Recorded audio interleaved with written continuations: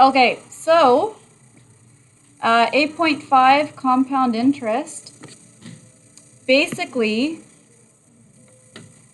you guys know how interest rates work? Yeah. A little bit, kind of. I'll simplify it, or we'll just sort of briefly go through it. But if we're trying to find the final amount or the overall value, like our A value here, we would take this P in purple, the principal amount. So that's like how much we're putting in. And then we're going to take a positive approach to this. We're not going to talk about you racking up credit card debt and how much that would be. And we're going to look at it the other way. Let's say that you've saved up money, you're investing that, and you're wanting to collect interest on it. Good? So in this formula, the stuff in white here, the 1 plus in brackets and all of that stuff, is because the 1 accounts for the principal amount that we put in, right? And then this plus is all the other stuff going on. So in pink here, the interest rate is like, if I say that the interest rate is 7%, we would put that into the equation as 0.07, right? So we always convert it into a decimal. That's how we input it. And then it says the number of times the interest is compounded per year. So if it tells you it has, like, it's compounded annually or biannually or semi-annually, like those are the words that, or the language that would be used, we always convert it into years if it's not given to us in years. So if you say that it's compounded daily, what would we plug in for n? 365. If we say it's compounded monthly, we would plug in 12. Does that make sense? So you're always going to convert it into yearly. If it's not given to you in that form, that's a part of our work that we have to figure out. And the T up here is always the time in years. Yeah. Other than that, this is pretty much just a matter of number crunching, like plugging stuff into a formula and spitting out an answer. So it's pretty, hopefully, straightforward, you'll find. The other one, so that takes care of this one. The other one down here is basically when we have an interest rate, but it's compounded continuously. Do you know what compounded continuously means? So in the last one, we talked about, like, if it's compounded annually, our n value would be 1, because once a year, they're going to apply that interest rate. If it's compounded daily, it'd be 365, because it's happening like every single day, And if it's compounded continuously, it's what it sounds like. It's whatever amount you have, the interest is always being applied to that continuously. Make sense? And that's why there's this different formula, because if I were to try to do that with the original formula, it would be ridiculous if we were looking at the interest rate. But the R and the T here and the P, that's all, those all represent the same values or same variables. So far, so good? Let's take a look at an example. We have $1,000 invested at an interest rate of 12% per annum. Per annum just means per year. Funny that we just did the survey, the annual survey. Find the amount in the account after 3 years. If the interest is compounded for part A, it'll be annually. This is pretty much taking it as we see it. So we're looking for our A value.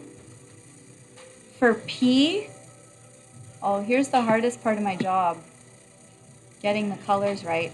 It would be 1,000, right? So we have the 1,000 here. We just plug that in because it says it's invested. Interest rate of 12%. So do you guys see that we would plug in 0.12? So in our formula, we'd have 1 plus, and then we'd have 0.12 in place of the R. And if it's compound, or it says per annum, do you see the n value would be 1? So we would, I mean, really, we don't need to write it, but I will just so you can clearly see where it's all coming from.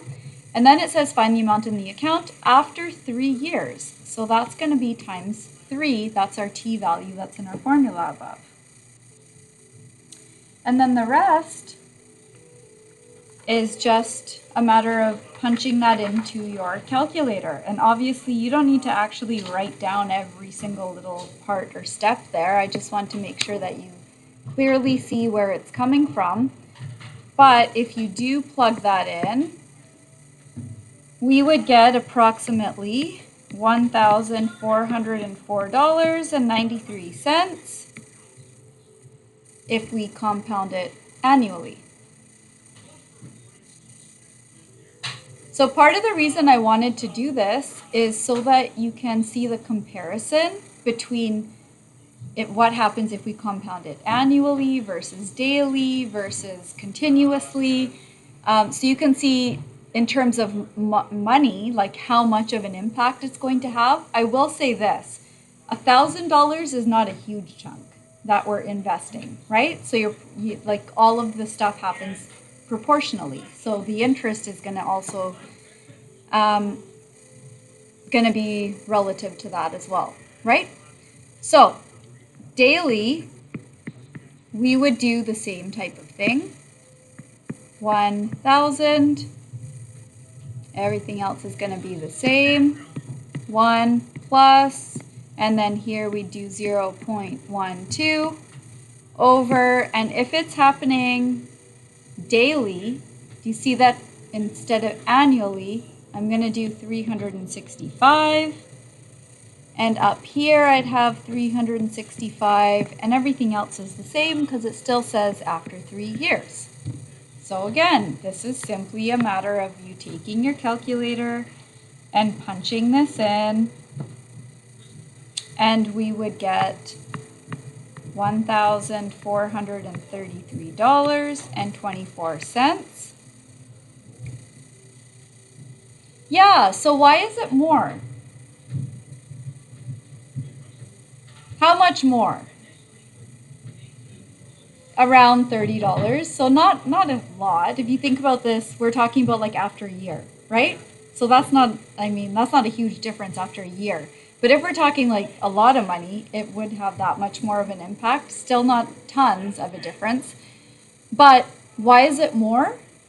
So I wanted to show you this pattern using these values. But why is it more? Because what's happening? Yeah, every single day the interest is being applied or compounded, right? Versus only doing it once at the end. So it sort of shows you the impact that has.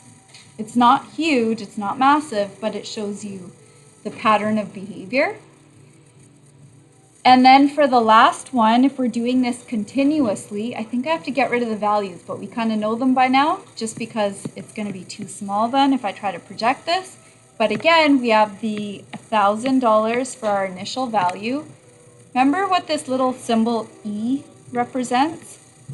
It's Euler's number, and on your calculator, it depends on the type of calculator that you have. It'll either be directly like on a key, so it's just a matter of looking for it. It's usually with ln. Or it will be above it, so you might have to hit second function or shift to get to it. But kind of similar to pi, we've talked about that before. It has its own button so that we can have some accuracy, right?